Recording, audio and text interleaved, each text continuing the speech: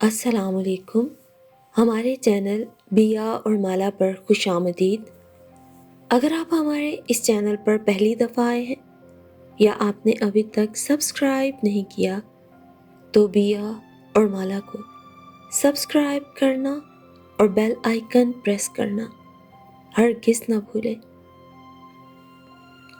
شہر کے پوش علاقے میں رہائش پذیر افراد کے ہاں آج کل پارٹیوں کا موسم چل رہا تھا.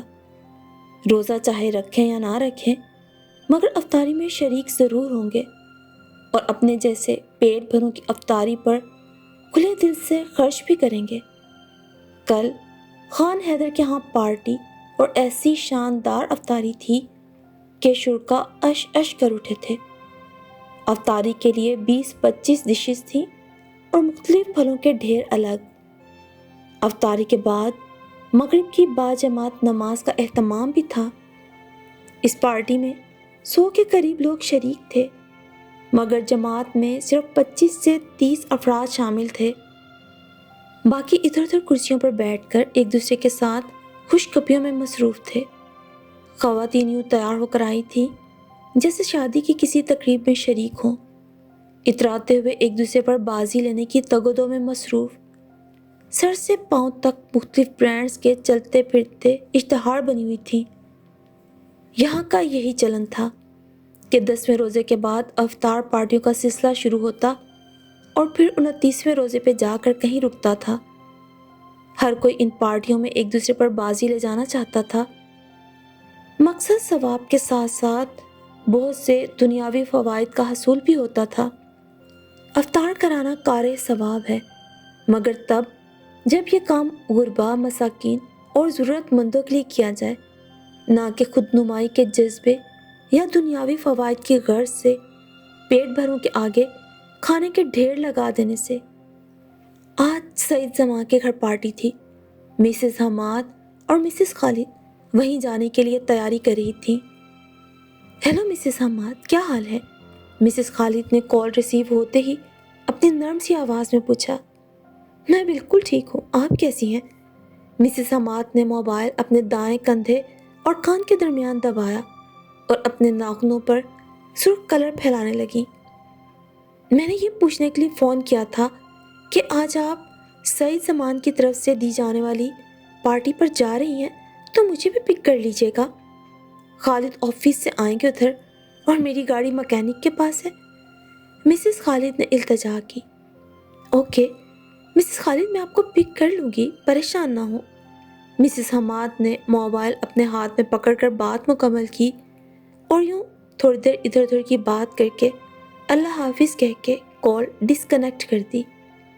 اور پھر کچھ دیر بعد مسز حماد ہارن دے رہی تھی. سوری مسز حماد، بس تیار ہونے میں تھوڑا زیادہ وقت لگ گیا. مسز خالد جلدی سے گاڑی کا دروازہ کھول کر بیٹھ گئی. فل میک اپ نک سک سے تیار دمک رہی تھی. مسز حماد بھی ان سے کچھ کم نہیں لگ رہی تھی.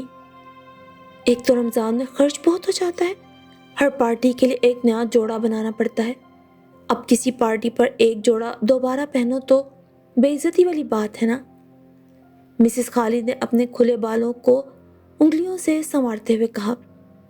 ویسے میں نے سنا ہے کہ رمضان میں جو چیز پہلی دفعہ استعمال کرو اس کا حساب نہیں ہوتا، اس لیے خرچے کی فکر مت کرو، جتنے جوڑے چاہو بناؤ اور پھر پورا سال پہنو. مسز حماد نے نئی بات کہی. وہ یہ بات بھول گئی کہ انسان کے ہر سانس کا حساب ہوگا. جوڑے تو پھر جوڑے ہیں، دنیاوی معاملہ ہے. دونوں میں سے کسی کا بھی روزہ نہیں تھا مگر افطاری میں شریک ہونے یوں جا رہی تھی جیسے ان کے بغیر افطار شروع ہی نہیں ہوگا. ہیلو مسز زین العابدین.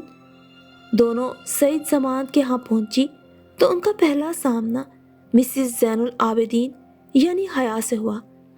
وہ ان کے سرکل کی ان چند خواتین میں شامل تھیں جو ان کی نظر میں اور بہت سے عجیب عجیب کام کرنے کے علاوہ پورے روزے بھی رکھتی. وعلیکم السلام، آپ دونوں کا کیا حال ہے؟ فضا اور ہمنا. انہوں نے مسز حماد اور مسز خالد کے ہیلو کے جواب میں وعلیکم السلام کہہ کر انہیں کچھ جتاتی نظروں سے دیکھا. انہیں جلد از جلد نمٹا کر وہ دونوں اپنے ساتھ کی دیگر خواتین میں جا بیٹھی.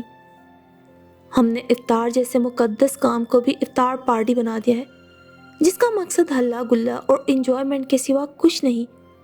افطار کرنا اور کروانا بھی ایک عبادت ہے، مگر ہم نے اسے نہ جانے کیا بنا دیا ہے۔ اتنی بڑی بڑی شاندار افطار پارٹیوں میں مستحق روزے داروں کا ذرا سا بھی حق نہیں، اور ایسے افراد کی افطار کے لیے اتنا اہتمام جن میں سے اکثریت بغیر روزے کی ہوتی ہے۔ مسز زین العابدین تتلیوں کی طرح ادھر ادھر اڑتی ہوئی خواتین اور لڑکیوں کو دیکھ کر گڑ رہی تھی۔ پھر افطار اور نماز کی ادائیگی کے بعد مسز زین العابدین یعنی حیا ایک حلقے میں بیٹھی بات چیت کر رہی تھی۔ رمضان مبارک ہمیں قربانی کا درس دیتا ہے، بھوک کا احساس دلاتا ہے، مگر ہم نے اسے صرف کھانے پینے کا مہینہ بنا کے رکھا ہوا ہے۔ افطاری سے سحری تک کھانے میں مصروف رہتے ہیں۔ ہمیں یہ سوچنا چاہیے کہ کیا ہمارا یہ رویہ درست ہے؟ ہم روزے کے تقاضے پورے کر رہے ہیں یا صرف بھوک پیاس ہی کاٹ رہے ہیں؟ مسز زین العابدین اپنے مخصوص دھیمے مگر پر اثر انداز میں بول رہی تھی۔ ان کا طرز زندگی اس سوسائٹی میں رہنے والوں سے بہت مختلف تھا۔ ان کا زیادہ تر وقت خدمت خلق میں گزرتا اور نمود و نمائش والی جگہوں پہ جانا پسند نہیں کرتی تھی، مگر ان کے شوہر کا تعلق ایک بہت اثر و رسوخ والے خاندان سے تھا، اس لیے وہ ہر ایسی تقریب میں مدعو ہوتے اور چاروں ناچار حیا کو بھی ان کے ساتھ جانا پڑتا۔ لو جی، ان کا لیکچر شروع ہو گیا۔ فضا اور ہمنا ایک دوسرے کے کان میں گھس کے بولی، لیکن حیا، ہمیں رمضان میں اپنا دسترخوان وسیع کرنے کی تعلیم بھی تو دی جاتی ہے، تو پھر یہ کھانا پینا اور افطار پارٹیاں کرنا ثواب کا کام ہوا۔ بالآخر فضا نے کبھی کبھی درس میں سنا ہوا جملہ سوچے سمجھے بغیر کہہ دیا، تو ہمنا نے آنکھوں ہی آنکھوں میں ان کی اس بات کی تائید کی اور انہیں داد بھی تھی۔ ان دونوں کے انداز پر حیا ہلکے سے مسکرا دی۔ دسترخوان وسیع کرنے سے مراد یہ نہیں ہے کہ اپنے دسترخوان پر 20 ڈشز کا اضافہ کر لو۔ اس کا مطلب یہ ہے کہ اپنے دسترخوان غربا، مساکین اور ضرورت مند تک وسیع کر دو، ان کو اپنے ساتھ کھانے میں شریک کر لو۔ انہوں نے فضا کے جملے کی وضاحت کی تو وہ دونوں منہ بنا کے رہ گئیں۔ توبہ توبہ، استغفار، اللہ معاف کرے، میرا بس چلے نا تو اس حیا کو نا کبھی اپنے گھر افطار میں ہی نہ بلاؤں۔ واپسی پر ہمنا کے سامنے جلے دل کے پھپھولے پھوڑتے ہوئے فضا نے کہا۔ ہمنا کی وضاحت پر انہیں سخت بے عزتی کا احساس ہوا تھا جو ابھی تک انہیں چبھ رہا تھا۔ ہر وقت نصیحت بیوی بنی رہتی ہے، خود تو یتیم خانے میں 2 دیگیں بھجوا کر اور فقیروں جیسی افطاری کا اہتمام کر کے فارغ ہو جاتی ہیں، خرچہ بھی کم کرتی ہیں اور لوگوں کی واہ واہ بھی سمیٹ لیتی ہیں کہ یتیموں اور مسکینوں کا خیال رکھتی ہیں، دوسروں کے گھروں میں انواع و اقسام کے کھانے پہنچ جاتی ہیں۔ فضا نے غصے میں کہا۔ حیا افطار پارٹیوں میں شریک ضرور ہوتی تھی، مگر انہوں نے کبھی کھانے کا لالچ نہیں کیا تھا۔ وہ کھجور سے روزہ افطار کرتی، تھوڑا سا کچھ کھا کے پانی پیتی اور پھر مغرب کی نماز پڑھ کے جلد ہی وہاں سے چلی جاتی۔ تو اور کیا، اب ان افطاریوں میں اتنے اہم لوگ بلائے جاتے ہیں، ان کو اگر پروٹوکول نہ دیا جائے تو اس سوسائٹی میں تو ہمارا جینا مشکل ہو جائے گا۔ اسی بہانے ہم ان سب لوگوں کی آؤ بھگت کر لیتے ہیں جن کے ساتھ ہمارے اچھے تعلقات ہیں۔ ایسی افطاریاں ہی ہمیں فائدہ دے جاتی ہیں، تو بھلا اس میں کیا برا ہے؟ ہم نہ بھی بڑبڑائیں۔ ہمارا المیہ یہی ہے کہ ہم نے دین اور نیکیوں کو بھی خود نمائی بنا لیا ہے۔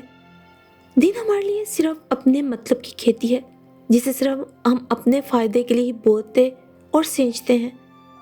بعض لوگ اسے جنت حاصل کرنے کے لیے پروان چڑھاتے ہیں، بعض نارے جہنم سے بچنے کے تحت، اور بعض مادی فوائد کے حصول کے لیے۔ ہم نے دین کو بھی تجارت سمجھ لیا ہے، یہ کریں گے تو فائدہ، یہ کریں گے تو نقصان۔ ہم کوئی بھی نیک کام صرف اللہ کی رضا کے لیے نہیں کرتے۔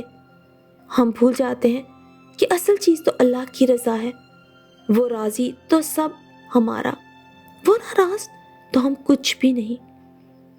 سعید زمان کے گھر ہونے والی افطار پارٹی میں کھانے کا زیاں دیکھ کر حیا ابھی تک گڑ رہی تھی۔ وہ خود نمائی کے جذبے کے تحت ایسی افطاریوں پر लाखों रुपए खर्च करने की कायल नहीं थी, जिनमें दर्जनों डिशेस को छुआ तक नहीं जाता। वो हर साल रमज़ान का महीना शुरू होने से चंद रोज़ पहले गरीब घरों में पूरे महीने का अच्छे दर्जे का राशन डलवा देती थी, जो गुर्बत के बावजूद पूरे रोज़े रखते थे, मगर उनके पास खाने के लिए सूखी रोटी के सिवा कुछ नहीं होता था, ताकि ये लोग आराम और सुकून से रोज़े रख सकें। उन्हें ये फिक्र ना हो कि सहरी में क्या खाएंगे और अफ्तारी किस चीज़ से करेंगे। इसके अलावा हर हफ्ते अपने करीबी यतीम खाने में खाना भेज देती थी। ऐसा नहीं था कि हया अपने रिश्तेदारों और दोस्तों की अफ्तारी नहीं कराती थी, बिल्कुल कराती थी, मगर बेजा असराफ नहीं करती थी। 2 से 3 डिशेस और मौसमी फल अफ्तारी के वक्त और डिनर में कोई एक डिश। लोग उनकी इस रूखी सूखी अफ्तार पार्टी में बादिल नखास्ता शरीक होते थे, मगर वो परवाह नहीं करती थी। ज़हन, मुझे आज सईद जमा के घर में खानों के ढेर ज़्यादा देखते हुए बड़ा दुख हुआ। ऐसे करते हुए मैं एक पल के लिए अपने गिरदो नवाह के गरीब रोज़ादारों का ख्याल क्यों नहीं आता, जिनको अफ्तारी के लिए एक खजूर और एक गिलास शरबत भी मुयस्सर नहीं होता, जो बमुश्किल पाव आधा पाव चीनी लाकर दिन का गुजारा करते हैं। हम ढेरों ढेर शरबत भी ज़ाया करते हैं, मगर वो लोग खुददारी के हाथों मजबूर होकर चुप रहते हैं। वो लोग जिन पर अल्लाह ने अपनी नेमतों की बारिश कर रखी है, उनका फ़र्ज़ है कि ऐसे ज़रूरतमंद लोगों को ढूंढें और उनकी मदद करें जो किसी के आगे हाथ नहीं फैलाते, मगर उनके हालात उनके चेहरे पे लिखे होते हैं। बस पढ़ने वाली नज़र चाहिए। हमें उन लोगों पर जिनके घर में हर नेमत मुयस्सर है, रुपया खर्च करने के बजाय उन लोगों की मदद करनी चाहिए जिनके पास ये नेमतें नहीं, और ऐसे तरीके से उनकी मदद करनी चाहिए कि उनकी इज्जत नफ्स को ठेस ना लगे। हया ने बात करते हुए एक नज़र अपने शोहर की तरफ देखा, जो अदम दिलचस्पी से उनकी बातें सुन रहे थे। यार बस करो, जो तुम्हारा दिल चाहता है वो तुम करती हो, जो दूसरों का दिल चाहता है वो उन्हें करने दो। हम दूसरों को टोक कर उनकी नज़रों में बुरे क्यों बने और बेवजह अपनी नेकियों की खुदनुमाई क्यों करें। ज़ैनुल आबिदीन ने किताब उठा ली, जो इस बात का इशारा था कि अब मज़ीद कोई बात नहीं। मैं लोगों की नज़रों में बुरा बनने से नहीं डरूंगी, और हर ऐसी इफ्तार पार्टी में जहां बेजा असराफ होगा, लोगों के सामने अपना नुक्ता नज़र बयान करती रहूंगी। कौन जाने किसके दिल में कब मेरी बात उतर जाए और किसी का भला हो जाए। ऐसा मैं सिर्फ अल्लाह की रज़ा के लिए करूंगी कि वो राज़ी तो सब हमारा, वो नाराज़ तो हम कुछ नहीं। हया ने दिल ही दिल में पुख्ता अहद किया और सोने के लिए लेट गई। वो जानती थी उनके शौहर ज़ैनुल आबिदीन उनकी तकलीफ़ को नहीं समझ सकेंगे, लेकिन ये सच है, साथ रहने वाले सब भी एक से नहीं होते। हम सफ़र मियाँ बीवी भी हम ख्याल हों, ये हमेशा मुमकिन नहीं। हाँ, ये अलग बात कि किसी को अल्लाह ने ज़्यादा दर्द दिल दे रखा है तो किसी को कम, और किसी का तो दर्द दिल से दूर कभी वास्ता नहीं। लेकिन हया की ज़िंदगी का ये मकसद था कि वो अच्छाई की तरगीब देंगी और बुराई से हमेशा जिस हद तक हो सका वो दूसरों को रोकने की पूरी कोशिश करेंगी। और रमज़ानुल मुबारक हमें शायद यही सबक देने के लिए आता है कि जिस कदर हो सके हम नेकियों को फ़रोग दें और बदी और बुराई का खात्मा करें। बेशक नेकी गुनाह को मिटा देती है।